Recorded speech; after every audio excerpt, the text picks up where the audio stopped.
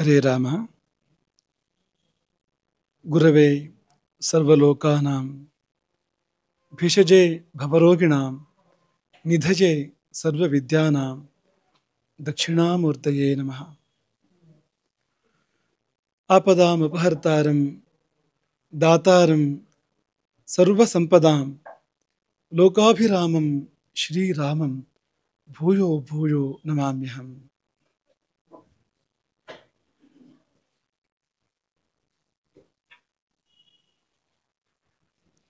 ಮೊತ್ತ ಮೊದಲು ಈ ಸುದಿನವನ್ನು, ಈ ಸುಮುಹೂರ್ತವನ್ನು ನಿಮಗೆಲ್ಲ ಒದಗಿಸಿ ಅನುಗ್ರಹಿಸಿದ ಆ ಸೀತಾರಾಮಚಂದ್ರ, ಚಂದ್ರಮೌಳೀಶ್ವರ, ರಾಜರಾಜೇಶ್ವರಿಯರಿಗೆ, ಆ ಶಾರದಾ ಲಕ್ಷ್ಮೀ ನೃಸಿಂಹರಿಗೆ ನಿಮ್ಮೆಲ್ಲರೊಡಗೂಡಿ ಪ್ರಣಾಮ ಸಹಸ್ರಗಳನ್ನು ಸಮರ್ಪಣೆ ಮಾಡ್ತೇವೆ. ಈ ಮುಹೂರ್ತ ಇಂಥದ್ದು ಅಂದರೆ, ತುಂಗಭದ್ರಾ ನದಿ ಹರಿಹರಪುರದಿಂದ ಇಲ್ಲಿಗೆ ಹರಿದು ಬಂದಿದೆ. ಗಿರಿಯ ಮೇಲಕ್ಕೆ ನದಿ ಹರಿದು ಬಂದಿದೆ. ಸಾಮಾನ್ಯವಾಗಿ ಗಿರಿಯ ನೆತ್ತಿಯಿಂದ ನದಿ ಹರಿದು ಕೆಳಗೆ ಹೋಗುವುದು ವಾಡಿಕೆ. ಇದು ಹಾಗಲ್ಲ, ಗಿರಿಯ ಮೇಲಕ್ಕೆ ನದಿ ಹರಿದು ಬಂದಿದೆ. ಬಹಳ ದೂರದಿಂದ, ಹರಿಹರಪುರದಿಂದ ಇಲ್ಲಿಗೆ ಬಂದಿರುವಂಥದ್ದು. ವಿಸ್ತಾರವಾದ ಆಶೀರ್ವಚನದ ಪ್ರವಚನದ ಯಾವುದೇ ಉದ್ದೇಶ ಇಲ್ಲ, ಸಮಯ ಅದಲ್ಲ. ಇದು ಹೇಳಬೇಕಾದ್ದನ್ನು ಎರಡು ಮಾತಲ್ಲಿ ಹೇಳಲಿಕ್ಕಿರುವಂಥದ್ದು. ಈಗ ಹರಿಹರಪುರದ ಶ್ರೀ ಗುರುಗಳ ಕುರಿತು ನಮ್ಮ ಭಾವ ಏನು ಎನ್ನುವುದನ್ನು ಈ ಒಂದು ಉಪಾಯನ ವ್ಯಕ್ತಪಡಿಸಿದೆ ಅಂತ. ಒಂದು ಉಡುಗೊರೆಯನ್ನು ಮಠದಿಂದ ಏನು ಕೊಡಲಾಗಿದೆ ಪೂಜ್ಯ ಹರಿಹರಪುರದ ಪೀಠಾಧೀಶ್ವರರಿಗೆ, ಅದು ನಮ್ಮ ಭಾವವನ್ನು ತೋರಿಸ್ತದೆ. ಏನು ಆ ಭಾವ ಅಂದರೆ, ನಮ್ಮ ಮಟ್ಟಿಗೆ ಹರಿಹರಪುರದ ಶಾರದೆ ಯಾರು ಅಂದರೆ ಅವರೇ, ಶಾರದೆಯ ಸಾಕ್ಷಾತ್ ಪ್ರತಿನಿಧಿ. ಹಾಗಾಗಿ ನಾನು ನಿನ್ನೆ ಪರಿವಾರದವರಿಗೆ ಸೂಚನೆ ಕೊಟ್ಟವು. ಅವರು ತುಂಬ ಚಿಂತನೆ ಮಾಡ್ತಾಯಿದ್ರು, ಗುರುಗಳಿಗೆ ಏನು ನಾವು ಕಾಣಿಕೆ ಕೊಡ್ಬೋದು ಇಲ್ಲಿ ಬಂದಾಗ ಅಂತ ತುಂಬ ಯೋಚನೆ ಮಾಡ್ತಾಯಿದ್ರು.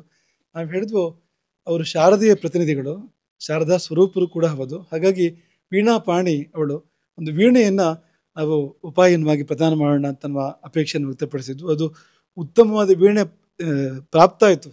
ಹಲಸು ಬ್ರಹ್ಮವೃಕ್ಷ, ಒಂದೇ ಮರದಿಂದ ಮಾಡಿರ್ತಕ್ಕಂಥ ಉತ್ತಮವಾಗಿರ್ತಕ್ಕಂಥ ವೀಣೆ ದೇವರ ದಯದಿಂದ ಅದು ಒದಗಿ ಬಂತು. ತುಂಬ ಒಂದು ಸಂತೋಷ ನಮಗೆ ಆ ವಿಷಯದಲ್ಲಿ ಆಗ್ತಾ ಇದೆ. ಅವರು ಶಾರದೆ ಅನ್ನೋದು ಕೇವಲ ಈಗ ಶಾರದಾ ಪೀಠದಲ್ಲಿದ್ದಾರೆ ಅನ್ನೋ ಕಾರಣಕ್ಕೆ ಮಾತ್ರ ಶಾರದೆ ಅಂತಲ್ಲ. ಎಷ್ಟೋ ಬಾರಿ ಸ್ಥಾನದಲ್ಲಿ ಇರ್ತಾರೆ, ಅದರಿಂದ ಅವ್ರಿಗೊಂದು ಮರ್ಯಾದೆ ಅಂತ, ಅವ್ರದ್ದಾಗಿ ಏನೂ ಇರೋದಿಲ್ಲ ಅಂತ. ಆದರೆ ಇದು ಶಾರದೆಯೇ ಹೌದು. ಯಾಕೆಂದರೆ ಇಡೀ ದೇಶಕ್ಕೆ ಶಿಕ್ಷಣ ಕೊಡೋ ಪ್ರಯತ್ನದಲ್ಲಿ ಅವರಿದ್ದಾರೆ. ಇಡೀ ದೇಶಕ್ಕೆ ಅವರ ಒಂದು ಅತ್ಯದ್ಭುತವಾದ ಯೋಜನೆ ಅದು ಅನಾವರಣಗೊಳ್ಳುತ್ತದೆ ಮುಂದೆ ಬರುವ ದಿನಗಳಲ್ಲಿ, ಮತ್ತು ಸಂಪೂರ್ಣ ಸಫಲ ಆಗ್ತದೆ. ಆಗಬೇಕು, ಈ ದೇಶಕ್ಕೆ ಏನಾದರೂ ಭವಿಷ್ಯತ್ತು ಬೇಕು ಅಂದರೆ ಇಂಥ ಯೋಜನೆಗಳು ಕಾರ್ಯಗತ ಆಗಬೇಕು. ಅಂಥದ್ದೊಂದು ಯೋಜನೆ. ಯಾಕೆಂದರೆ ಇಂದು ಶಾಲಾ ಕಾಲೇಜುಗಳಲ್ಲಿ ಒಳ್ಳೆಯ ಶಿಕ್ಷಣ ಸಿಗ್ತಾ ಇಲ್ಲ. ಎಲ್ಲ ಹೊಟ್ಟೆಪಾಡಿನ ಶಿಕ್ಷಣ, ನಮ್ಮ ಸಂಸ್ಕೃತಿಯನ್ನು ಮರೆಸುವಂಥ ಶಿಕ್ಷಣವೇ ಸಿಗ್ತಾ ಇರುವಂಥದ್ದು. ಹಾಗಾಗಿ ನಾವು ಯಾವಾಗ ನಮ್ಮ ಮಕ್ಕಳನ್ನು ಶಾಲೆಗೆ ಕಳಿಸ್ಕೊಡ್ತೇವೆ, ಆಗಲೇ ನಮ್ಮ ಮಕ್ಕಳನ್ನು ನಾವು ಕಳ್ಕೊಳ್ತೇವೆ. ಮುಗೀತು, ಅವರು ದೂರ ದೂರ ಆಗ್ತಾ ಹೋಗ್ತಾರೆ, ನಮ್ಮಿಂದ ದೂರ ಆಗ್ತಾರೆ, ನಮ್ಮ ಸಂಸ್ಕೃತಿಯಿಂದ ದೂರ ಆಗ್ತಾರೆ, ಈ ಮಣ್ಣಿನ ಸೊಗಡಿನಿಂದಲೇ ಅವರು ದೂರ ಆಗಿಬಿಡ್ತಾರೆ. ಮುಂದಕ್ಕೆ ಬರುವ ಉತ್ಪನ್ನ ಇದೆಯಲ್ಲ, ಪ್ರಾಡಕ್ಟ್, ಅದೇನು ಅಂದರೆ ಅದು ನಮ್ಮ ಮುಂದುವರಿಕೆ ಅಲ್ಲದು, ನಮ್ಮ ವಂಶಗಳ ನಮ್ಮ ಪರಂಪರೆ ಮುಂದುವರಿಕೆ ಅಲ್ಲದು. ಅದು ಯಾವುದೋ ಪಶ್ಚಿಮದ ಒಂದು ವಿಕೃತಿಯ ಮುಂದುವರಿಕೆಯಾಗಿ ಅವರು ಇದ್ಬಿಡ್ತಾರೆ. ಇದನ್ನು ನಾವು ದೇಶದಾದ್ಯಂತ ಕಾಣ್ತಾ ಇದ್ದೇವೆ. ಎಲ್ಲರೂ ನೋಡ್ತಾ ಇದ್ದಾರೆ, ಎಲ್ಲರೂ ಅಸಹಾಯಕರು, ಬೇಜಾರು ಮಾಡ್ಕೊಡ್ತಾರೆ ಹೊರತು ಏನು ಯಾರು ಮಾಡುವಂಥ ಸ್ಥಿತಿ ಇಲ್ಲ. ಆದರೆ ಅವರೊಂದು ಮಹಾಸಾಹಸಕ್ಕೆ, ಸಣ್ಣ ಸಾಹಸ ಅಲ್ಲ, ದೊಡ್ಡ ಸಾಹಸಕ್ಕೆ ಅವರು ಕೈ ಹಾಕಿದ್ದಾರೆ. ಅಂದರೆ ಸರ್ಕಾರದ ಆಶ್ರಯದಲ್ಲ, ಸಂತರುಗಳ ಆಶ್ರಯದಲ್ಲಿ ಪ್ರತ್ಯೇಕವಾದ ಶಿಕ್ಷಣ ವ್ಯವಸ್ಥೆ ಆಗಬೇಕು. ವ್ಯಾಪಕ ಯಾವುದೊಂದು ಮಠದ ವತಿಯಿಂದ ಅಂತ ಅವ್ರು ಮಾಡ್ತಾ ಇಲ್ಲ. ಅದನ್ನು ಅವ್ರು ಮನಸ್ಸು ಮಾಡಿದರೆ ಅವ್ರು ಹಾಗೆ ಮಾಡ್ಬೋದಾಗಿತ್ತು. ಅವರು ತಮ್ಮ ಮಠದ ವತಿಯಿಂದ ಅಂತ ಮಾಡ್ತಾ ಇಲ್ಲ. ಅವರು ನಾಡಿನ ಎಲ್ಲ ಸಂತರ ಒಂದು ಒಳಗೊಳ್ಳುವಿಕೆಯಿಂದ ಎಲ್ಲರನ್ನೂ ಕೂಡ ಒಳಗೊಳಿಸಿಕೊಂಡವರನ್ನು ಅಲ್ಲಲ್ಲಿ ಶಿಕ್ಷಾ ಕೇಂದ್ರಗಳನ್ನು ನಿರ್ಮಾಣ ಮಾಡ್ತಾ ಈ ನಮ್ಮ ಕರ್ನಾಟಕಕ್ಕೆ ಅವರು ಆಲೋಚನೆ ಮಾಡಿರ್ತಕ್ಕಂಥ 50,000 ಕೇಂದ್ರಗಳು ನಮ್ಮ ಕರ್ನಾಟಕದಲ್ಲಿ ಅಂತ. ಅಲ್ಲಲ್ಲಿ ಆ ಭಾಗದ ಸಂತರು ಅದರ ಹೊಣೆಯನ್ನು ಹೊರುವ ಹಾಗೆ ಅದಕ್ಕೆ ಬೇಕಾದ ಒಂದು ಸಿಲೆಬಸ್ ಅವರೇ ಸ್ವತಃ ತಯಾರು ಮಾಡ್ತಾ ಇದ್ದಾರೆ. ಎಲ್ಲರಿಂದ ಸಲಹೆಗಳನ್ನು ಪಡ್ಕೊಂಡು ಸ್ವತಃ ಅವರೇ ಅವರ ರಚನೆ ಅನೇಕ ಪದ್ಯಗಳು, ಅವ್ರ ಹೆಸರಿಲ್ಲ, ಆದರೆ ಅವರ ರಚನೆ ಅನೇಕ ಪದ್ಯಗಳು ಆ ಸಿಲೆಬಸ್ನಲ್ಲಿ ಇರೋದು ನಾವು ನೋಡಿದ್ದೇವೆ ಅಂತ. ಇಂಥದ್ದೊಂದು ದೊಡ್ಡ ಕೆಲಸವನ್ನು ಅವ್ರು ಮಾಡ್ತಾ ಇದ್ದಾರೆ ಅಂತ. ಈಗ ನಾವು ಇಬ್ಬರು ಒಟ್ಟಿಗೆ ಕೂತಾಗ ನಾವು ಅವರನ್ನು ಪ್ರಶಂಸೆ ಮಾಡೋದು, ಅವ್ರು ನಮ್ಮನ್ನು ಪ್ರಶಂಸೆ ಮಾಡೋದು, ಇದಕ್ಕೆ ಒಂದು ದೊಡ್ಡ ಔಚಿತ್ಯ ಇಲ್ಲ. ನೀವು ನಿರೀಕ್ಷೆ ಮಾಡಿರ್ತೀರ ಅದನ್ನು. ಆದರೆ ಒಂದು ಮಠ ಎಂತಹದ್ದೊಂದು ದೊಡ್ಡ ಕೆಲಸ ಮಾಡ್ತಾ ಇದೆ ಅಂತ. ಈಗ ಸರ್ಕಾರ ಮಾಡಬೇಕಾದ ಕೆಲಸ ಅವ್ರು ಮಾಡ್ತಾ ಇದ್ದಾರೆ, ಅಥವಾ ಸರ್ಕಾರ ಮಾಡದೇ ಇರೋ ಕೆಲಸವನ್ನು ನಿಮ್ಗೆ ಯಾರಿಗಾರು ನಿರೀಕ್ಷೆ ಇದೆ ಸರ್ಕಾರ ಮಾಡ್ಬೋದು ಇದನ್ನು ಅಂತ?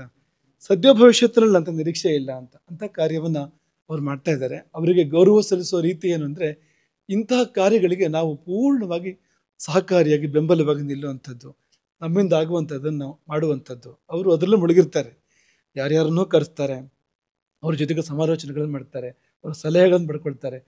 ಅವರಿಗೆ ಹಗಲಿರುಳು ಇದೇ ಚಿಂತನೆ ಅನ್ನೋ ಹಾಗಿದೆ ಅಂತ. ಇದಲ್ಲದೆ ಇನ್ನು ಅನೇಕ ಕಾರ್ಯಗಳನ್ನು ಅವ್ರು ಮಾಡ್ತಾ ಇದ್ದಾರೆ. ಆದರೆ ಎತ್ತಿ ಹೇಳಬೇಕಾದ ಯಾವುದು ಅಂದರೆ, ದೇಶಕ್ಕೆ ಸರಿಯಾದ ಶಿಕ್ಷಣ ಕೊಡುವಂಥದ್ದು, ನ್ಯಾಯವಾದ ಶಿಕ್ಷಣವನ್ನು, ಪರಂಪರೆ ಉಳಿತಕ್ಕಂಥ ಶಿಕ್ಷಣವನ್ನು. ಭಾಳ ಕಷ್ಟ ಇದೆ, ಯಾಕೆಂದರೆ ಒಬ್ರಿಗಾಗಿದ್ದು ಒಬ್ರಿಗಾಗೋದಿಲ್ಲ. ಇಲ್ಲಿ ಈಗ ಹಿಂದೂಗಳು ಅಂದರೆ ಅಲ್ಲೇ ಬೇರೆ ಬೇರೆ ವರ್ಗಗಳಿದೆ, ಒಬ್ರಿಗೊಬ್ರಿಗೂ ತುಂಬ ವ್ಯತ್ಯಾಸಗಳಿದೆ. ಜೈನರಿದ್ದಾರೆ, ಇನ್ನೂ ಬೇರೆಯವರು ಕೂಡ ಇದ್ದಾರೆ, ಬೌದ್ಧರಿದ್ದಾರೆ. ಎಲ್ಲರೂ ಒಳಗೊಳ್ಳಬೇಕು. ಅಂಥದ್ದೊಂದು ಸಿಲೆಬಸ್ ತಯಾರು ಮಾಡೋದಂದರೆ ಅದೇನು ಸಾಮಾನ್ಯವಾದ ಕಾರ್ಯ ಅಲ್ಲ ಅಂತ ಅವ್ರು ಮಾಡ್ತಾ ಇದ್ದಾರೆ. ಹಾಗಾಗಿ ಎಲ್ಲರೂ ನಮ್ಮ ಮಠ ಕೂಡ ಅವರಿಗೆ ಅದನ್ನು ವೈಯಕ್ತಿಕವಾಗಿ ಹೇಳಿದ್ದೇವೆ, ನಿಮ್ಮೆಲ್ಲರೂ ಮುಂದೆ ಹೇಳುವಂಥದ್ದು. ಈ ಕಾರ್ಯದಲ್ಲಿ ಶ್ರೀ ರಾಮಚಂದ್ರಾಪುರ ಮಠ ಪೂರ್ಣವಾಗಿ ಅವ್ರ ಜೊತೆಯಲ್ಲಿರ್ತದೆ ಅಂತ. ಈ ಒಂದು ದೊಡ್ಡ ಕಾರ್ಯ ಮಾಡ್ತಾ ಇರುವಂಥದ್ದು ಸರ್ವ ರೀತಿಯಿಂದಲೂ, ಯಾವ್ಯಾವ ರೀತಿಯಿಂದ ನಾವು ಅದಕ್ಕೆ ಸಹಕಾರಿಯಾಗಿರ್ಬೋದೋ ಆ ಎಲ್ಲ ರೀತಿಯಿಂದ ನಮ್ಮ ಮಠ ಅದಕ್ಕೆ ಸಹಕಾರಿಯಾಗಿರ್ತದೆ. ಅಂದರೆ ನೀವೆಲ್ಲ ಸಹಕಾರಿಯಾಗಿರ್ಬೇಕು ಅಂತ ಅರ್ಥ. ಅದಕ್ಕೆ ನೀವೆಲ್ಲರೂ ಕೂಡ ಅದಕ್ಕೆ ಅದನ್ನು ಪೂರ್ಣ ಮನಸ್ಸಿಂದ, ಪೂರ್ಣ ಹೃದಯದಿಂದ ಬೆಂಬಲಿಸಬೇಕು. ಮತ್ತು ಸುಮ್ಮನೆ ಒಳ್ಳೆ ಮಾತಾಡಿದ್ರೆ ಸಾಲದು, ಹರಿಹರಪುರದವರು ಭಾರಿ ಒಳ್ಳೆ ಕೆಲಸ ಮಾಡ್ತಾ ಇದ್ದಾರೆ ಅಂತಷ್ಟೇ ಹೇಳಿದ್ರೆ ಸಾಲದು, ನಿಮ್ಮದೇನು ಅದರಲ್ಲಿ ಅಂತ, ನಿಮ್ಮ ಸೇವೆ ಕೂಡ ಅದರಲ್ಲಿ ಸಲ್ಲುವಂತೆ ಆಗಲಿ ಅನ್ನೋದನ್ನು ಈ ಸಮಯದಲ್ಲಿ ನಾವು ನೆನಪು ಮಾಡ್ಕೊಳ್ತೇವೆ. ಹಾಗಾಗಿ ಈ ಶಾರದಾ ಪೀಠ ಅನ್ನೋದು ಅರ್ಥಪೂರ್ಣ ಆಗೋದು ಯಾವಾಗ ಅಂದರೆ, ನೀವೆಲ್ಲ ವರ್ಷಕ್ಕೊಂದ್ಸರಿ ಬಂದು ಪದ್ಪಜಿ ಭಿಕ್ಷೆ ಮಾಡಿದ ಮಾತ್ರಕ್ಕೆ ಸಾರ್ಥಕ ಆಗೋದಿಲ್ಲ. ನೀವೆಲ್ಲ ಅವರು ಸ್ತೋತ್ರ ಘೋಷ ಮಾಡಿದ ಮಾತ್ರಕ್ಕೆ ಸಾರ್ಥಕ ಆಗೋದಿಲ್ಲ. ಅದು ಸಾರ್ಥಕ ಆಗೋದು ಯಾವಾಗ ಅಂದರೆ, ಇಂತಹ ಕಾರ್ಯಗಳನ್ನು ಮಾಡಿದಾಗ, ಶಾರದೆಯ ಕಾರ್ಯವನ್ನು ಮಾಡಿದಾಗ ಅದು ಸಾರ್ಥಕ ಆಗುವಂಥದ್ದು. ಅವರು ಆ ಪಥದಲ್ಲಿ ಇದ್ದಾರೆ. ನಾವೆಲ್ಲ ಅದಕ್ಕೆ ನಮ್ಮ ಶಕ್ತಿಯನ್ನು ಜೋಡಿಸೋಣ ಅನ್ನೋದನ್ನ ಈ ಸಮಯದಲ್ಲಿ ನಾವು ನೆನಪು ಮಾಡಿಕೊಂಡು, ಬರೇ ಒಂದು 2-3 ದಿನದ ಈಚೆಗೆ ಈ ಮಾತುಕತೆಗಳಾಗ್ತಾ ಇರುವಂಥದ್ದು. ಅವರು ಕೂಡಲೇ ಸ್ಪಂದಿಸಿ, ನಮ್ಮದು ಆಮಂತ್ರಣ ಇತ್ತು ಅವ್ರು ಇಲ್ಲಿ ಬರಬೇಕು ಅಂತ, ಅವ್ರು ಕೂಡಲೇ ಸ್ಪಂದಿಸಿ ಇಲ್ಲಿ ಬಂದಿದ್ದಾರೆ. ಗೋಕರ್ಣಕ್ಕೂ ಬಂದಿದ್ದರು. 3-4 ಗಂಟೆ, 4 ಗಂಟೆ ಮೇಲಾಗಿತ್ತು ಅನ್ನೋ ಬಹುಶಃ ಅದು. ನಮಗೆ ಇಡೀ ಪೂರ್ತಿ ವಿವರಿಸಿದ್ದಾರೆ ಆ ಯೋಜನೆಯನ್ನವರು ಅಲ್ಲಿ ಬಂದಾಗ. ಮತ್ತು ರಾಮಕೃಷ್ಣ ಹೇಳಿದ ಹಾಗೆ ಹರಿಹರಪುರ ಮಠಕ್ಕೂ ರಾಮಚಂದ್ರಾಪುರ ಮಠಕ್ಕೂ ಅದ್ಭುತವಾದ ಪ್ರಾಚೀನ ಸಂಬಂಧ ಇದೆ. ಸಮಯ ಬಂದಾಗ ನಿಮ್ಮ ಮುಂದೆ ಆ ವಿಷಯಗಳನ್ನು ಪ್ರಸ್ತಾಪ ಮಾಡ್ತೇವೆ. ಇಷ್ಟು ಇಟ್ಕೊಳ್ಳಿ, ಅಪರೂಪದ ತುಂಬ ವಿಶಿಷ್ಟವಾದಂಥ ಪಾರಂಪರಿಕ ಸಂಬಂಧ ನಮ್ಮ ಮಠಕ್ಕೂ ಅವ್ರ ಮಠಕ್ಕೂ ಇರ್ತಕ್ಕಂಥದ್ದು. ಹಾಗಾಗಿಯೇ ಕಳೆದ ವರ್ಷದ ಇದೇ ದಿನ ಈ ಭೇಟಿಯಾಗಿದ್ದಂಥದ್ದು, ಈಗ ಮತ್ತೆ ಇದೇ ದಿನ ಈ ವರ್ಷದಲ್ಲಿ 1 ವರ್ಷ ಕಳೆದು ಯಾರೂ ಏನು ಹೇಳ್ದೆ ಕೇಳದೆ ತಾನಾಗಿ, ಅದು ಕೂಡ ತಾನಾಗಿ ಆಗಿದ್ದು. ಅವರು ಅಯೋಧ್ಯೆಗೆ ಅವರು ಆಗಮಿಸಿದ್ರು, ನಾವು ಕೂಡ ಅಯೋಧ್ಯೆಗೆ ತೆರಳಿದ್ವು. ಆಕಸ್ಮಿಕವಾಗಿ ಅವ್ರದ್ದು ಅಪೇಕ್ಷೆ ಇತ್ತು. ಅವರಿಗೆ ಅಪೇಕ್ಷೆ ಯಾಕೆ ಅಂದರೆ, ಇದನ್ನೆಲ್ಲ ನಮ್ಗೆ ಹೇಳಬೇಕು ಅಂತ, ಈ ಯೋಜನೆ ಬಗ್ಗೆ ಹೇಳಬೇಕು ಅನ್ನೋದು ಅವರ ಮೊದಲ ಉದ್ದೇಶ ಇದ್ದಿದ್ದು. ಅಯೋಧ್ಯೆಯಲ್ಲಿ ತುಂಬ ಒಂದು ವಿಶೇಷವಾದ ಭೇಟಿಯೇ ರಾಮನ ಸನ್ನಿಧಿಯಲ್ಲಿ ಆಗಿತ್ತು. ಆದರೆ ಅದೇ ರಾಮ 1 ವರ್ಷ ಕಳೆದು ಅದೇ ದಿನದಂದು ಇದೇ ಮತ್ತೆ ಪುನಃ ರಾಮನ ಸನ್ನಿಧಿಯಲ್ಲೇ. ಈಗ ನಾವು ಹರಿಹರಪುರ ಮಠಕ್ಕೆ ನಾವು ಹೋಗಿದ್ರೆ ರಾಮನ ಸನ್ನಿಧಿ ಆಗ್ತಿರ್ಲಿಲ್ಲ ಅದು. ಹಾಗಾಗಿ ಇಲ್ಲಿಗೆ ಅವರು ಆಗಮಿಸಿ ರಾಮನ ಸನ್ನಿಧಿಯಲ್ಲಿ ಅದು ನಡೆಯುವಂತೆ ನೋಡ್ಕೊಂಡಿದ್ದು. ಅದು ಖಂಡಿತವಾಗಿಯೂ ಅದು ರಾಮನೇ, ಬೇರೆ ಯಾರೂ ಅಲ್ಲ ಅಂತ. ಅದೇನು ತಮಾಷೆಗೆ ಹೇಳ್ತಾರಲ್ಲ, ಶಿವನ ಧನಸ್ಸು ಮುರಿದು ಯಾರು ಅಂದರೆ ನಾನಲ್ಲ ಅಂತೆಲ್ಲ ಆತಂಕ ಪಟ್ಕೊಂಡ್ರಂತೆ ಮಕ್ಕಳಲ್ಲ ಅಂತ. ಅದು ಯಾರು ಅಂದರೆ ರಾಮನೇ ತಾನೆ ಶಿವನ ಧನಸ್ಸನ್ನು ಮುರಿದಿದ್ದು ಅಂತ. ಅದು ಶಿವನ ಧನಸ್ಸನ್ನು ಮುರಿದಿದ್ದು.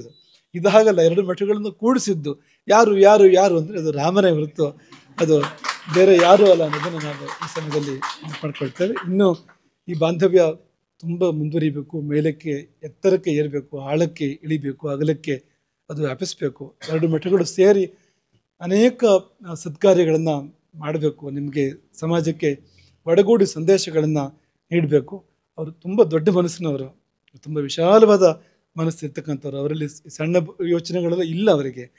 ಎಷ್ಟೋ ಬಾರಿ 2 ಮಠಗಳು ಸೇರಿದಾಗ ಅಂಥದ್ದು ಅನೇಕ ಸಣ್ಣ ಮನಸ್ಸಿನ ನಡೀತದೆ.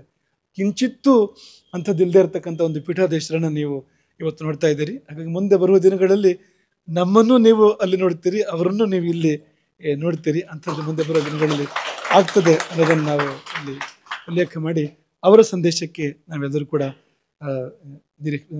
ಕಾಯೋಣ. ಅವರ ಅಮೃತ ವಚನ, ಅವರು ಚೆನ್ನಾಗಿ ಹಾಡಬಲ್ಲವರು. ಈ ವೀಣಾ ಕೊಟ್ಟ ಉದ್ದೇಶ ಅದು.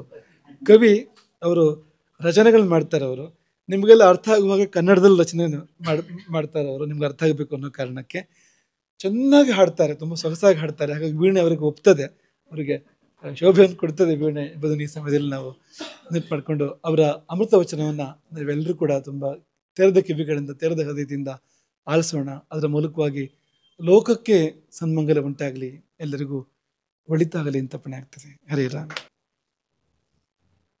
ಉಪಾಸ್ಮಹೇ ನೃಸಿಂಹಾಖ್ಯಂ ಬ್ರಹ್ಮವೇದಾಂತಗೋಚರಂ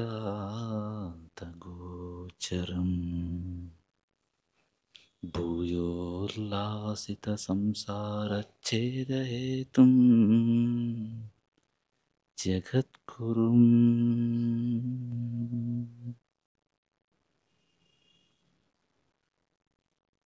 ಶ್ರೀ ಗುರುಭ್ಯೋ ನಮಃ. ಆತ್ಮೀಯ ಧರ್ಮಬಂಧುಗಳೇ, ಈಗ ತಾನೇ ನಮ್ಮ ಅತ್ಯಂತ ಪ್ರೀತಿ ಪಾತ್ರರಾದ ಪೂಜ್ಯ ಶ್ರೀಗಳು ಹೇಳಿದರು, ಕಳೆದ ವರ್ಷ ಇದೇ ಒಂದು ಶುಭ ದಿನದಂದು ಇದೇ ಸಮಯಕ್ಕೆ ಸರಿಯಾಗಿ ಅಯೋಧ್ಯೆಯ ಆ ಒಂದು ರಾಮ ಮಂದಿರದ ಲೋಕಾರ್ಪಣಾ ಶುಭ ಸುಸಂದರ್ಭದಲ್ಲಿ ನಾವಿಬ್ಬರು ಸಮಾಗಮ ಆಗಿದ್ವು. ಅಲ್ಲಿ ರಾಮನ ದರ್ಶನ ಆದ ನಂತರ ಈಗ ಒಂದು ವರ್ಷ ಸಂದೋಯ್ತು. ಮತ್ತೆ ಪುನಃ ರಾಮ ಇಲ್ಲಿ ಕೂಡಿಸಿದ್ದಾನೆ. ಯಾಕೆ ಕೂಡಿಸಿದ್ದಾನೆ ಅಂತ ಕೇಳಿದರೆ, ರಾಮನಿಗಾಗಿ ನಾವು ಕೆಲಸ ಮಾಡಬೇಕು. ನೋಡಿ, ರಾಮ ಮಂದಿರದ ಲೋಕಾರ್ಪಣೆ ಎನ್ನುವುದು ಕೇವಲ ಒಂದು ಧಾರ್ಮಿಕ ಕಾರ್ಯಕ್ರಮ ಅಂತ ತಿಳ್ಕೊಬಾರದು. ಅದು 500 ವರ್ಷಗಳ ನಮ್ಮವರ ಸತತ ಹೋರಾಟ, ತ್ಯಾಗ, ಬಲಿದಾನ, ಆ ಸಮರ್ಪಣಾ ಮನೋಭಾವದ ಆ ಒಂದು ನಿರಂತರವಾಗಿರತಕ್ಕಂತಹ ಕೆಚ್ಚೆದೆಯ ಒಂದು ಆ ಹೋರಾಟದ ಫಲವಾಗಿ, ಆ ಫಲಶ್ರುತಿಯಾಗಿ ರಾಮ ಪುನಃ ತನ್ನ ಸ್ವಸ್ಥಾನದಲ್ಲಿ ಬಂದು ನೆಲೆಸಿದ್ದು. ನಮ್ಮ ಭೂಮಿಯಲ್ಲಿ ನಮ್ಮ ರಾಮನಿಗೆ ಒಂದು ಸ್ಥಾನ ಕೊಡಬೇಕಾದ್ರೆ 500 ವರ್ಷ ಬೇಕಾಯಿತು ಅಂತಂದರೆ ನಾವು ಎಷ್ಟೊಂದು ನಮ್ಮ ಒಂದು ಆತ್ಮಸ್ವಾಭಿಮಾನವನ್ನು ಕಳ್ಕೊಂಡಿದ್ದೇವೆ ಅಂತ ಪುನಃ ಎಲ್ಲರೂ ಕೂಡ ಪ್ರಶ್ನೆ ಮಾಡ್ತಕ್ಕಂಥ ಒಂದು ಕಾಲಘಟ್ಟದಲ್ಲಿ ನಾವಿದ್ದೇವೆ. ರಾಮಾಯಣ ಬಂದ, ಆದರೆ ಕರ್ತವ್ಯ ಮಾತ್ರ ಮುಗಿಲಿಲ್ಲ. ಪುನಃ ಇಂತಹ ಸ್ಥಿತಿ ಭಾರತದಲ್ಲಿ ಬರಬಾರದು. ಯಾಕೆ ಹೀಗಾಗ್ತಾ ಇದೆ ಅಂತ ಕೇಳಿದರೆ, ನಮ್ಮತನವನ್ನು ನಾವು ಮರೆತಿದ್ದೇವೆ. ನಮ್ಮ ಸಂಸ್ಕೃತಿಯ ಮೇಲೆ, ನಮ್ಮ ಪರಂಪರೆಯ ಮೇಲೆ ನಮಗೆ ಸ್ವಾಭಿಮಾನ ಇಲ್ಲ. ಆದ್ದರಿಂದ ಸಹಜವಾಗಿ ಇವತ್ತು ನಮ್ಮ ಸಂಸ್ಕೃತಿಯನ್ನು, ಪರಂಪರೆಯನ್ನು, ಈ ಭವ್ಯವಾದ ಇತಿಹಾಸವನ್ನು ನಾವು ಉಳಿಸ್ಕೊಬೇಕು ಅಂತಾದರೆ ನಾವೆಲ್ಲರೂ ಕೂಡ ಒಟ್ಟಾಗಿ ಮುನ್ನಡೆಯಬೇಕಾಗಿದೆ. ನಮ್ಮ ಸಂಸ್ಕೃತಿಯ ಪ್ರಾಣ ಇರುವುದೇ ಏಕತೆಯಲ್ಲಿ. ವೈವಿಧ್ಯ ಸಹಜವಾಗಿದೆ. ಯಾಕೆ ಅಂತ ಕೇಳಿದರೆ, ವಿಚಾರಕ್ಕೆ ಮುಕ್ತ ಅವಕಾಶ ಇದೆ. ಎಲ್ಲಿ ವಿಚಾರಕ್ಕೆ ಮುಕ್ತ ಅವಕಾಶ ಇರುತ್ತೋ ಅಲ್ಲಿ ಸಹಜವಾಗಿ ವಿವಿಧತೆ ಇರುತ್ತದೆ. ಹಾಗಂತ ನಾವು ವಿವಿಧತೆ ಇದ್ದರೂ ಕೂಡ ಆ ವಿವಿಧತೆಗೆ ಯಾವುದು ಮೂಲ, ಯಾವುದು ಆತ್ಮ ಅಂತ ಕೇಳಿದರೆ ಏಕತೆಯ ಆತ್ಮ. ಅದನ್ನು ನಾವು ಮರಿಬಾರದು. ಎಂತಹ ಸಂದರ್ಭ ಬಂದರೂ ಕೂಡ ನಾವು ಸಮನ್ವಯ ದೃಷ್ಟಿಕೋನ ಇಟ್ಟುಕೊಂಡು, ಸಮಷ್ಟಿ ಹಿತಚಿಂತನೆಯನ್ನು ಇರಿಸಿಕೊಂಡು ನಾವೆಲ್ಲ ಒಂದಾಗಿ ನಮ್ಮ ಸಂಸ್ಕೃತಿ ಪರಂಪರೆಯ ಆ ಸಂಘಟನೆ ಮತ್ತು ಸಂರಕ್ಷಣೆಗಾಗಿ ನಿರಂತರವಾಗಿ ರಾಮನಿಗಾಗಿ ನಾವು ಸೇವೆ ಮಾಡಬೇಕಾಗಿದೆ. ಅಂಥ ಒಂದು ನಮಗೆ ನೋಡಿ, ನಮ್ಮ ಬಗ್ಗೆ ಆಗಲಿ, ನಮ್ಮ ಪೂಜ್ಯ ಶ್ರೀಗಳ ಬಗ್ಗೆ ನಮ್ಮ ಬಗ್ಗೆ ಕಾಳಜಿ ಇಲ್ಲ. ಆದರೆ ನಮಗೆ ಏನು ಚಿಂತೆ ಗೊತ್ತುಂಟಾ? ಈ ಒಂದು ಪವಿತ್ರ ನೆಲದಲ್ಲಿ ನಿಮ್ಮ ಮೊಮ್ಮಕ್ಕಳು ಮರಿಮಕ್ಕಳು ಹೇಗೆ ಬದುಕ್ತಾರೆ, ಇದನ್ನು ಯೋಚನೆ ಮಾಡಿದರೆ ನಮಗೆ ತುಂಬ ಯೋಚನೆ ಆಗುತ್ತೆ. ಮೊಮ್ಮಕ್ಕಳು ಮರಿಮಕ್ಕಳ ಕಾಲಕ್ಕೂ ಕೂಡ ಇದೇ ರೀತಿ ಕೂತ್ಕೊಂಡು ಯಾರೊಬ್ಬರು ಗುರುಗಳು ಇರ್ತಾರೆ, ಅವರು ಕೇಳಬೇಕಲ್ವಾ, ಅವರು ರಾಮ ದೇವಸ್ಥಾನಕ್ಕೆ ಬರಬೇಕಲ್ವಾ, ಆ ರೀತಿ ಪರಿಸರವನ್ನು ನಾವು ನಮ್ಮ ಮಕ್ಕಳಿಗೆ ಮೊಮ್ಮಕ್ಕಳಿಗೆ ಕೊಡಬೇಕಲ್ವಾ. ಹಾಗಾಗಬೇಕು ಅಂತಾದರೆ ನಾವೆಲ್ಲರೂ ಕೂಡ ಇವತ್ತು ನಮ್ಮ ಕರ್ತವ್ಯ ಕರ್ಮಗಳನ್ನು ಪುನಃ ನೆನಪಿಸಿಕೊಂಡು ಆತ್ಮಸ್ವಾಭಿಮಾನವನ್ನು ಹೆಚ್ಚಿಸಿಕೊಳ್ತಕ್ಕಂಥ ನಿಟ್ಟಿನಲ್ಲಿ ನಮ್ಮ ಜೀವನದ ನಡೆ ನುಡಿ ಅಭ್ಯಾಸಗಳನ್ನು ಪ್ರಯತ್ನಪೂರ್ವಕವಾಗಿ ರೂಪಿಸ್ಕೋಬೇಕಾಗಿದೆ. ಇವತ್ತು ನಾವು ಏನು ಮಾಡ್ತಾ ಇದ್ದೇವೆ ಅಂತ ಕೇಳಿದರೆ ಕೌಟುಂಬಿಕ ಮೌಲ್ಯಗಳನ್ನ ಮರಿತಾ ಇದ್ದೇವೆ. ಈ ಪ್ರಪಂಚದಲ್ಲಿ ಇದುವರೆಗೆ 19 ಸಂಸ್ಕೃತಿಗಳು ನಾಮಾವಶೇಷ ಆಗೋಯಿತು. ಇದು ನಾಮಾವಶೇಷ ಆಗಿ ಹೋಗಿದ್ದು ಗ್ರೀಕ್ ಇರ್ಬೋದು, ರೋಮನ್ ಇರ್ಬೋದು. ಹೀಗೆ ನೋಡಿದರೆ ಯಾವ ರೀತಿಯಿಂದ ಆಯಿತು ಅಂತ ಕೇಳಿದರೆ, ಯುದ್ಧದಿಂದ ಆಯಿತಾ? ಅಲ್ಲ. ಪ್ರಕೃತಿಯ ವಿಕೋಪದಿಂದ ಆಯಿತಾ? ಅಲ್ಲ. ಅಥವಾ ರಾಜರ ಒಂದು ಅವಿನೀತಿಯಿಂದ ಆಯಿತಾ? ಅದೂ ಅಲ್ಲ. ಕೊನೆಗೆ ಇತಿಹಾಸಕಾರರು ಹೇಳ್ತಾರೆ, 19 ಸಂಸ್ಕೃತಿ ನಾಮಾವಶೇಷ ಆಗಿದ್ದು ಯಾವುದರಿಂದ ಅಂತ ಕೇಳಿದರೆ, ಆ ಸಂಸ್ಕೃತಿಯ ಅನುಯಾಯಿಗಳು ತಮ್ಮ ಕೌಟುಂಬಿಕ ಮೌಲ್ಯಗಳನ್ನು ಮರೆತಿದ್ದರಿಂದ. ಇವತ್ತು ಭಾರತೀಯ ಸಂಸ್ಕೃತಿ ಕೂಡ, ಸನಾತನ ಧರ್ಮವು ಕೂಡ ಅಂತಹ ಒಂದು ವಿಷಮವಾದ ಕಾಲಘಟ್ಟದಲ್ಲಿ ನಿಂತಿದೆ. ನಾವು ಈ ಕಡೆಗೂ ಬರ್ಬೋದು, ಪ್ರಯತ್ನ ಪಟ್ಟರೆ ಮತ್ತೆ ಪುನಃ ನಮ್ಮ ಒಂದು ಭಾರತೀಯ ಸಂಸ್ಕೃತಿ ಎನ್ನುವ ಕಲ್ಪವೃಕ್ಷಕ್ಕೆ ಪುನಃ ನಾವೆಲ್ಲರೂ ಸೇರಿ ನೀರು ಗೊಬ್ಬರ ಹಾಕಿ ಪೋಷಣೆ ಮಾಡಿ ಅದನ್ನು ನಿತ್ಯ ಹಸಿರಾಗಿ ಇಟ್ಕೊಬೋದು. ಇಲ್ಲ ಸ್ವಲ್ಪ ಇನ್ನೊಂದು 25-30 ವರ್ಷ ನಾವು ಇದೇ ರೀತಿಯನ್ನು ಯೋಚನೆ ಮಾಡ್ತಾ ನಮ್ಮೊಳಗೆ ಕಚ್ಚಾಡ್ಕೊಳ್ತಾ ಪರಸ್ಪರ ದೂಷಣೆ ಮಾಡ್ಕೊಳ್ತಾ ಒಬ್ಬರ ಮೇಲೆ ಮತ್ತೊಬ್ಬರ ಕೆಸರನ್ನ ಎರಚಿಕೊಳ್ತಾ ಇದ್ದರೆ ಕೊನೆಗೆ ಈ ರೀತಿ ಒಟ್ಟಿಗೆ ಕೂರತಕ್ಕಂಥ ಸ್ಥಿತಿಯೂ ಯಾರಿಗೂ ಇರುವುದಿಲ್ಲ. ಎಲ್ಲರೂ ಗಂಭೀರವಾಗಿ ಯೋಚನೆ ಮಾಡ್ತಕ್ಕಂಥ ಸ್ಥಿತಿ ಇದೆ. ಇವತ್ತು ಸಂಸ್ಕೃತಿಯ ಒಂದು ಕಾಲ ಹೇಗಿದೆ ಅಂತ ಕೇಳಿದರೆ, ನಮ್ಮ ಅರಿವಿಗೆ ಬಾರದಂತೆ ಅಥವಾ ಅರಿವಿಗಿದ್ದರೂ ಕೂಡ ನಿಸ್ಸಹಾಯಕರಾಗಿ ನಾವು ಸಂಸ್ಕೃತಿಯ ಮೌಲ್ಯಗಳನ್ನ ಮರಿತಾ ಇದ್ದೇವೆ. ನಮ್ಮ ಕೌಟುಂಬಿಕ ಮೌಲ್ಯಗಳನ್ನು ದೂರ ಆಗ್ತಾ ಇದ್ದೇವೆ. ನಮ್ಮ ಮಕ್ಕಳ ಪ್ರತಿಯೊಬ್ಬರು ಯೋಚನೆ ಮಾಡಿ, ನಮ್ಮ ಮಕ್ಕಳು ನಮ್ಮ ಮಾತನ್ನು ಎಷ್ಟರ ಮಟ್ಟಿಗೆ ಕೇಳ್ತಾ ಇದ್ದಾರೆ. ಬೇರೆ ಹೋಗಲಿ, ಸಮಾಜ ತಿದ್ದುದಿರಲಿ, ನೆರೆಹೊರೆಯನ್ನು ತಿದ್ದುದಿರಲಿ, ದೇಶವನ್ನು ತಿದ್ದುದಿರಲಿ, ನಮ್ಮ ಮಕ್ಕಳು ನಮ್ಮ ಮಾತನ್ನು ಎಷ್ಟು ಕೇಳ್ತಾರೆ ಇವತ್ತು. ಹಾಗಾದ್ರೆ ಈ ಒಂದು ನಿಸ್ಸಹಾಯಕ ಸ್ಥಿತಿ ಪೋಷಕರಿಗಿದೆ ಅಂತಂದರೆ ಇದಕ್ಕೆ ಯಾರು ಕಾರಣರು? ಕಾಲವೈಪರೀತ್ಯ ದೋಷ ನಾವು ಹೇಳ್ತೇವೆ. ಕಾಲ ಪ್ರವಾಹದಲ್ಲಿ ಎಲ್ಲವೂ ಹೋಗ್ತಾ ಇದೆ, ಏನು ಮಾಡೋದು?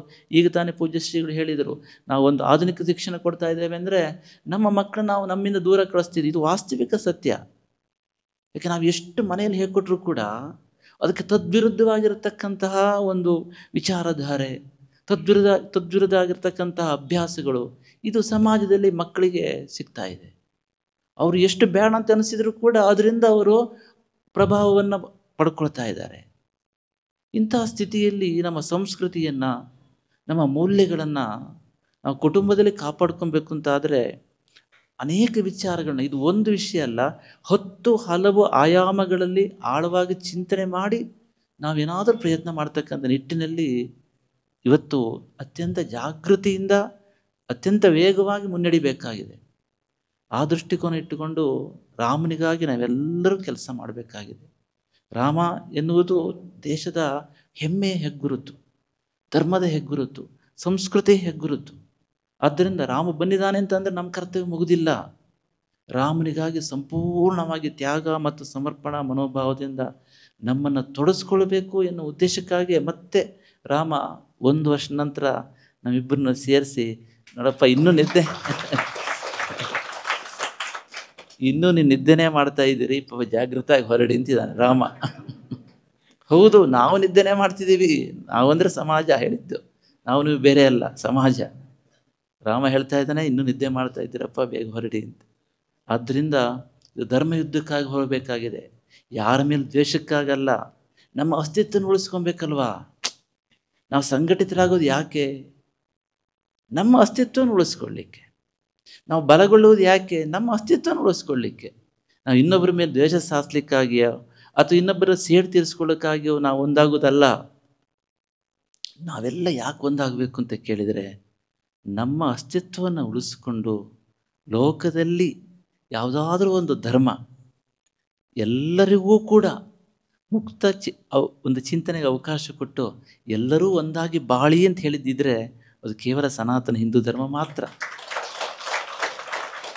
ಅದು ನಮ್ಮ ಸಂಸ್ಕೃತಿಯಲ್ಲಿ ಅತ್ಯಂತ ಸಹಜವಾಗಿ ಇದೆ.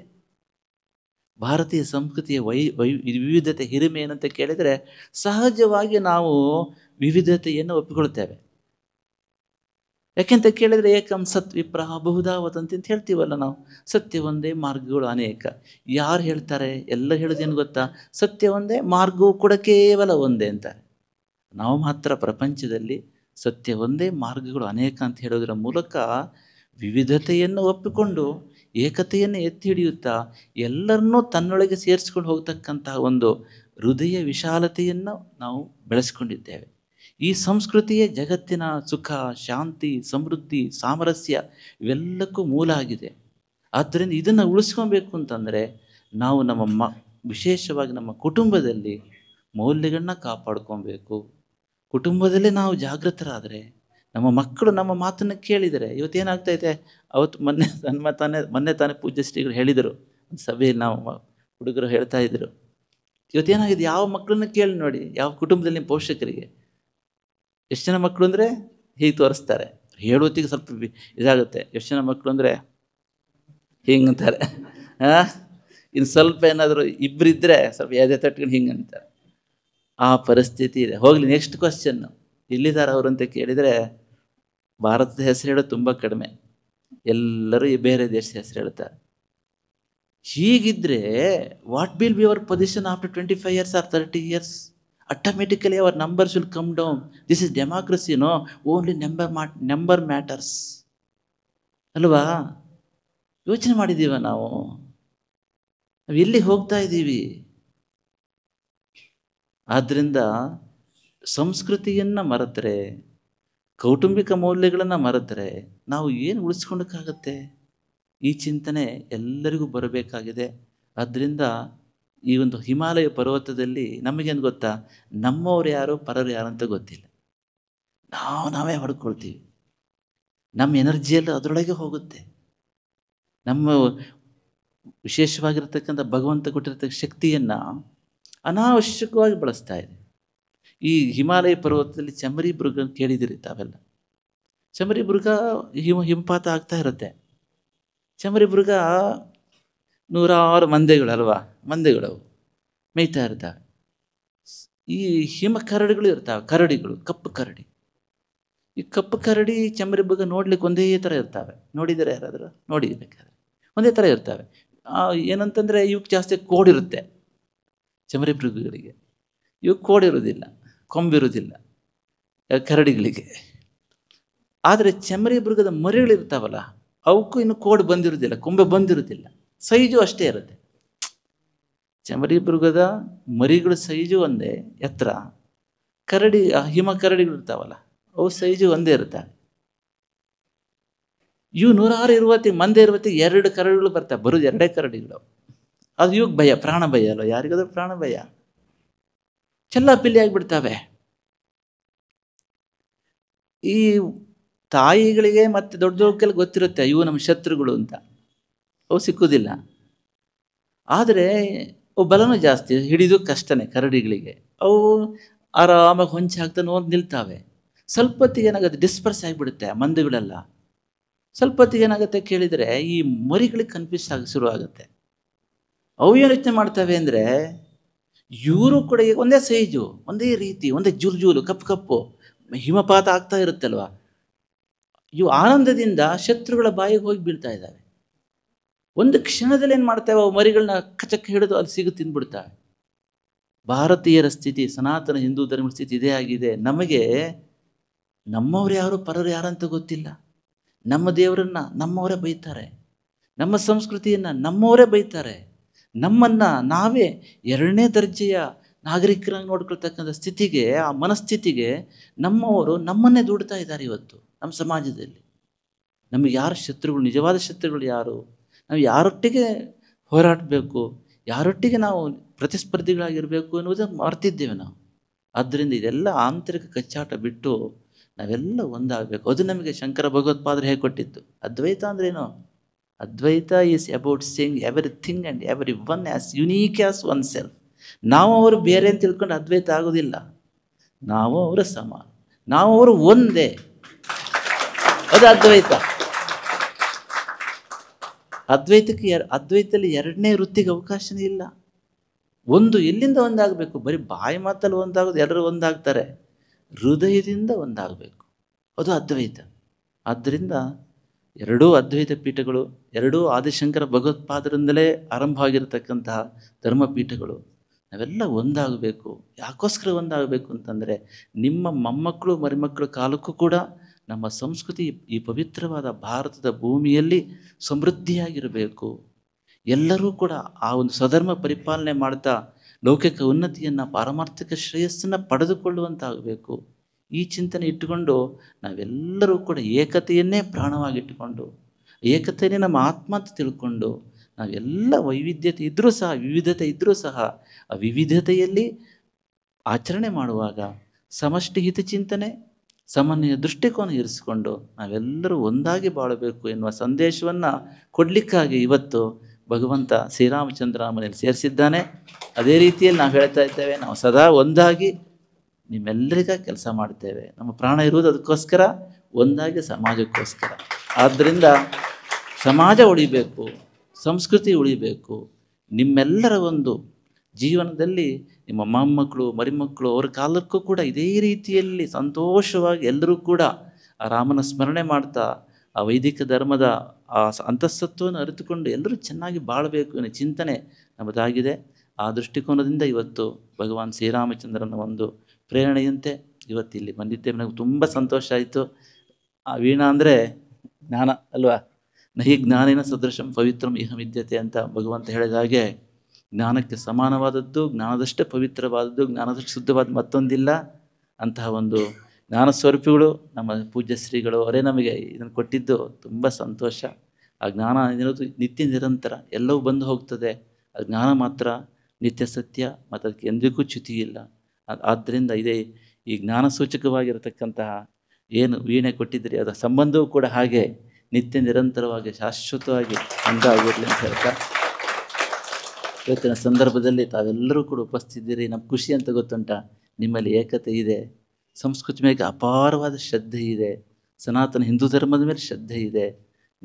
ನೀವೆಲ್ಲರಿಗೂ ಮಾದರಿಯಾಗಿದ್ದೀರಿ. ಹವ್ಯಕ ಸಮಾಜದವರು ಬೇರೆ ಎಲ್ಲ ಬ್ರಾಹ್ಮಣ ಸಮುದಾಯಗಳಿಗೆ ಒಂದು ಮಾದರಿ ಸಮುದಾಯ ಆಗಿದೆ. ಇದು ವಾಸ್ತವಿಕ ವಿಚಾರ. ಯಾಕೆಂದರೆ ನಿಮ್ಮಲ್ಲಿ ಒಗ್ಗಟ್ಟಿದೆ, ಒಂದು ಬದ್ಧತೆ ಇದೆ, ಒಂದು ಕ್ರಿಯಾಯೋಜನೆ ಇಟ್ಟುಕೊಂಡು ಕೆಲಸ ಮಾಡ್ತಕ್ಕಂತಹ ಒಂದು ವಿಶಿಷ್ಟವಾಗಿರ್ತಕ್ಕಂತಹ ಒಂದು ಛಾತಿ, ಆ ಛಲ ನಿಮ್ಮಲ್ಲಿ ಚೆನ್ನಾಗಿದೆ. ಇದನ್ನು ಉಳಿಸಿಕೊಳ್ಳಿ. ಸಮಾಜವನ್ನು ಕಟ್ಟಬೇಕು, ಸಮಷ್ಟಿ ಹಿತಚಿಂತನೆ ಇರಬೇಕು. ನಾವು ಏನು ಕೆಲಸ ಮಾಡಿದರೂ ಕೂಡ ನಮಗೆ 5 ಪೈಸೆ ನಷ್ಟ ಆದರೂ ತೊಂದರೆ ಇಲ್ಲ. ಬೇರೆಯವರಿಗೆ 1 ರೂಪಾಯಿ ಲಾಭ ಆಗುತ್ತೆ ಅಂತಾದರೆ 5 ಪೈಸೆ ನಷ್ಟ ಮಾಡಿಕೊಂಡ್ರೆ ಕೆಲಸ ಮಾಡುವ. ಇದಿರಬೇಕು. ನಮಗೆ ಸಂಸ್ಕೃತಿ ಉಳಿಬೇಕು ಅಂತಂದರೆ ಇದಿರಬೇಕು. 10 ಜನಿಗೆ ಒಳ್ಳೇದಾಗುತ್ತೆ, ಹೋಗಲಿ ನಂಗೆ ಒಂಚೂರು ನಷ್ಟ ಆಗುತ್ತೆ, ಕಾಂಪ್ರಮೈಸ್ ಮಾಡ್ಕೊಳ್ಳುವ. ಅಹಂಕಾರದಲ್ಲಿರ್ಬೋದು, ಸ್ವಾಭಿಮಾನದಲ್ಲಿರ್ಬೋದು. ಹೌದು, ಏನು ಮಾಡೋದು? ನಾವು ಇನ್ನೊಬ್ಬರಿಗಾಗಿ ಕೆಲಸ ಮಾಡುವಾಗ, ಸಮಾಜಕ್ಕೆ ಕೆಲಸ ಮಾಡುವಾಗ ಒಂದು ಬಿಟ್ಟು ಕೊಡಬೇಕಾಗತ್ತೆ. ಆ ದೃಷ್ಟಿಕೋನ ಇಟ್ಟುಕೊಂಡು ನೀವೆಲ್ಲ ಕೆಲಸ ಮಾಡ್ತಾಯಿದ್ದೀರಿ. ನಿಮ್ಮ ಮೇಲೆ ನಮ್ಗೆ ತುಂಬ ಅಭಿಮಾನ ಇದೆ. ನೀವೆಲ್ಲರೂ ಕೂಡ ಇದೇ ರೀತಿಯಲ್ಲಿ ಗುರು ಸೇವೆಯನ್ನು ಮಾಡಬೇಕು. ಪೀಠದ ಎಲ್ಲ ಗುರುಗಳು ಏನು ಹೇಳಿದರೂ ಅದು ಸಾಕಾರ ಆಗಬೇಕು. ಆ ರೀತಿ ನೀವೆಲ್ಲರೂ ಮುಂದಿನ ದಿನಗಳಲ್ಲಿ, ಯಾಕೆಂದರೆ ನಮ್ಮ ಪೂಜ್ಯ ಶ್ರೀಗಳು ಅನೇಕ ಕಾರ್ಯಕ್ರಮಗಳನ್ನು ಹಮ್ಮಿಕೊಂಡಿದ್ದಾರೆ. ವಿಶೇಷವಾಗಿ ವಿಷ್ಣುಗುಪ್ತ ದೇವಾಲಯದಲ್ಲಿ ನೋಡಿದಾಗ ಆ ಒಂದು ಭಾರತೀಯ ಸಂಸ್ಕೃತಿಯ ಪುನರ್ಜೀವನ ಮಾಡಲಿಕ್ಕೆ ಮಹೋತ್ತರವಾಗಿರತಕ್ಕಂತಹ ಎಲ್ಲ 64 ವಿದ್ಯೆಗಳನ್ನು ಕೂಡ ಕಲಿಸ್ತಕ್ಕಂಥ ಒಂದು ನಿಟ್ಟಿನಲ್ಲಿ ಒಂದು ಮಹೋನ್ನತವಾಗಿರತಕ್ಕಂತಹ ಕಾರ್ಯಕ್ರಮವನ್ನು, ಆ ಒಂದು ವಿಶೇಷವಾಗಿರತಕ್ಕಂಥ ಯೋಜನೆ ಹಾಕ್ಕೊಂಡಿದ್ದಾರೆ. ಆದ್ದರಿಂದ ಎಲ್ಲ ನಿಟ್ಟಿನಲ್ಲೂ ಕೂಡ ಗೋಸೇವೆಯಲ್ಲಿ ಇವತ್ತಿಷ್ಟಾದರೂ ಭಾರತೀಯ ಸಂಸ್ಕೃತಿಯಲ್ಲಿ, ವಿಶೇಷವಾಗಿ ಕರ್ನಾಟಕ ರಾಷ್ಟ್ರದಲ್ಲಿ, ಹೊರ ರಾಷ್ಟ್ರಗಳಲ್ಲಿ ಗೋ ಸಂರಕ್ಷಣೆ ಆಗ್ತಾ ಇದೆ ಅಂತಂದರೆ ನಮ್ಮ ಗೋಕರ್ಣ ಮಹಾಸಂಸ್ಥಾನದವರ ಕೊಡುಗೆ ತುಂಬ ದೊಡ್ಡದಿದೆ.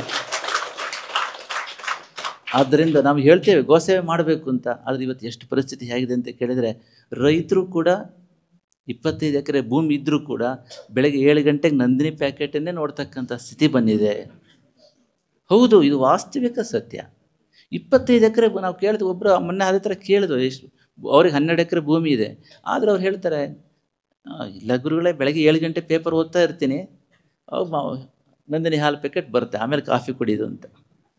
ಅಂದರೆ ಈ ರೀತಿ ಅಂದರೆ ಹಳ್ಳಿಯಲ್ಲಿ ರೈತರ ಈ ರೀತಿ ತಯಾರಾದರೆ ಇನ್ನು ನಿಮ್ಮಂಥ ಮಹಾನಗರ ಇರ್ತಕ್ಕಂಥ ನೀವೇನು ಮಾಡೋಕ್ಕಾಗತ್ತೆ? ಎಲ್ಲರೂ ಹೇಳ್ತೀವಿ ಗೋ ಸಂರಕ್ಷಣೆ ಅಂತ, ಆದರೆ ಆಗೋದಿಲ್ಲ. ಆದ್ದರಿಂದ ಗೋ ಸಂರಕ್ಷಣೆ ಬೇರೆ, ಹೈನುಗಾರಿಕೆ ಬೇರೆ. ಹೈನುಗಾರಿಕೆ ಅದು ಸ್ವಲ್ಪ ಮಟ್ಟಿಗೆ ನಾವು ಇದು ಮಾಡ್ಕೊಂಡು ಮಾಡ್ಬೋದು. ಗೋ ಸಂರಕ್ಷಣೆ ಅನ್ನೋದು ಅತ್ಯಂತ ಒಂದು ಒಳ್ಳೆಯ ವಿಚಾರ, ಅಂತಹ ಒಂದು ಅತ್ಯಂತ ಪುಣ್ಯದಾಯಕ ವಿಚಾರ, ಆದ್ಯ ಕರ್ತವ್ಯ ಹೌದು. ಅದನ್ನು ಅತ್ಯಂತ ಸಮರ್ಥವಾಗಿ ನಮ್ಮ ಗೋಕರ್ಣ ಮಹಾಸಂಸ್ಥಾನವರು ಮಾಡ್ಕೊಂಡು ಬರ್ತಾ ಇದ್ದಾರೆ. ನಾವು ಮೊದಲೇ ಹೇಳಿದ್ವಲ್ಲ, ಅದ್ವೈತ ಅಂದರೆ ಒಂದು ಅಂತ, ಅದನ್ನು ನಾವು ಹೆಚ್ಚಿಗೆ ಹೇಳ್ತಾ ಇಲ್ಲ. ಇನ್ನೊಂದು ಸ್ವಲ್ಪ ನಾವು ಹೆಚ್ಚಿಗೆ ಆಶೀರ್ವಚನ ಹೇಳ್ತೇವೆ. ಈಗ ತುಂಬ ಸಂತೋಷ ಇವತ್ತು ಬಂದಿದ್ದು. ತಮಗೆಲ್ಲರಿಗೂ ಭಗವಂತ ಒಳ್ಳೇದು ಮಾಡಲಿ. ರಾಮಚಂದ್ರ ಅನುಗ್ರಹದಿಂದ ತಮಗೆಲ್ಲರಿಗೂ ಜೀವನದಲ್ಲಿ ಸಕಲ ವಿಧವಾಗಿರ್ತಕ್ಕಂಥ ಆ ಸನ್ಮಂಗಳ ಪ್ರಾಪ್ತವಾಗಲಿ ಅಂತ ಹೇಳ್ತಾ ಎಲ್ಲರಿಗೂ ಶುಭವಾಗಲಿ ಅಂತ ಹೇಳಿ, ವಿಶೇಷವಾಗಿ ರಾಮಚಂದ್ರ ಮಠದ ಎಲ್ಲ ಪದಾಧಿಕಾರಿಗಳು, ನಮ್ಮ ಸಮ್ಮುಖ ಸರ್ವಾಧಿಕಾರಿಗಳಿದ್ದಾರೆ, ಮಡಿವಾಳ್ರಲ್ವಾ, ಮಡಿಯಾಳ್ರಿದ್ದಾರೆ. ಹಾಗೆ ನಮ್ಮ ಮೋಹನ್ ಅವರಿದ್ದಾರೆ, ಮೋಹನ್ ಹೆಗಡೆ ಅವರು ಅಲ್ವಾ, ಮೋಹನ್ ಅವರು, ಮಧು ಇಲ್ಲಿದ್ದಾರೆ, ಮತ್ತು ಗಣೇಶ, ಎಲ್ಲರಿಗೂ ಕೂಡ ನಮ್ಮ ಆಶೀರ್ವಾದಗಳನ್ನು ತಿಳಿಸ್ತಾ ನೀವೆಲ್ಲರೂ ಚೆನ್ನಾಗಿರಿ, ನಿಮಗೆಲ್ಲರಿಗೂ ಭಗವಂತ ಒಳ್ಳೇದು ಮಾಡಲಿ ಅಂತ ಹೇಳಿ ನಾವು ಈ ಆಶೀರ್ವಚನವನ್ನು ಸಮಾಪ್ತಿಗೊಳಿಸ್ತಾ ಇದ್ದೇವೆ. ಸರ್ವೇ ಜನಾಃ ಸುಖಿನೋ ಭವಂತು. ನಾರಾಯಣ. ಹಾಗೆ ನಮ್ಮ ಪೂಜ್ಯ ಶ್ರೀಗಳವರಿಗೆ ನಮ್ಮ ಪ್ರೀತಿಪೂರ್ವಕವಾಗಿರೋ ನಾರಾಯಣ ಸ್ಮರಣೆಗಳನ್ನ ತಿಳಿಸ್ತಾ ಇದ್ದೇವೆ. ನಾರಾಯಣ ಸ್ಮರಣೆಗಳು ಶುಭಂ. ಇನ್ನೊಂದು ಹೇಳ್ತಾ ಇದ್ದೇವೆ, ಹರಿಹರಪುರ ಮಹಾಸಂಸ್ಥಾನಕ್ಕೆ ತಾವು ಅಗತ್ಯವಾಗಿ ಬರಬೇಕು ಅಂತ ಈ ಒಂದು ರಾಮನ ಸನ್ನಿಧಿಯಲ್ಲಿ ತಮಗೆ ಪ್ರೀತಿಪೂರ್ವಕವಾದ ಆಹ್ವಾನವನ್ನು ನೀಡ್ತಾ ಇದ್ದೇವೆ. ನಾರಾಯಣ.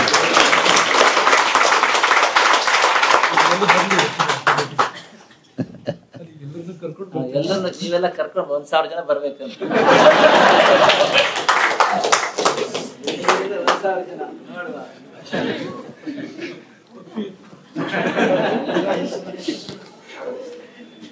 ತಾವು ಎಲ್ಲ ಕರ್ಕೊಂಡು ಬರಬೇಕು, ನಮಗೂ ಜವಾಬ್ದಾರಿ ಇದೆ.